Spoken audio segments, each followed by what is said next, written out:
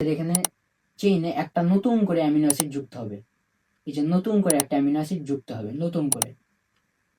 এই যে এখান থেকে এখানে গেছিল, এখান থেকে এখানে গেছিল, এবার এখান থেকে এখানে গেছিল। তো এইভাবে করতে করতে একটা সময় পর এই সিকলটা যখন অনেক বড় হয়ে যাবে, এই চেনটা যখন অনেক বড় হয়ে যাবে, অনেক বড় তো কখন হবে? যখন মূলত স্টপ কোডনে বসে যাবে, তারপরে তার বড় হতে পারবে না। আর স্টপ কোডন তোমার নির্দেশনা অনুযায়ী থাকে যে এত বড় প্রোটিন দরকার, তাহলে স্টপ কোডন একটু দূরে থাকবে, তাহলে বেশিক্ষণ ধরে ট্রান্সলেশন চলবে এবং আমাদের প্রোটিন অণুটা বড় হবে।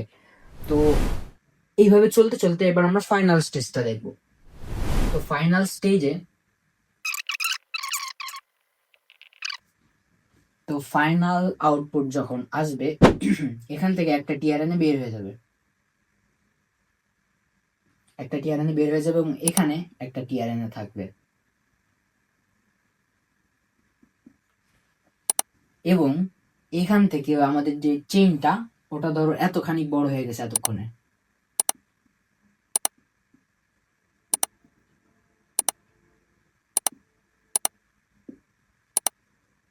এবং ধরো এই চেইনটা এখান থেকে মুক্ত এখন, কারণ ও স্টপ কোডনে পৌঁছায় গেছে। এটা হচ্ছে স্টপ কোডন। স্টপ মানে স্টপ, থেমে যা। তো ট্রান্সলেশনের স্টপ কোডন আসা মানে হলো ট্রান্সলেশন ফুল প্রসেস থেমে যাবে।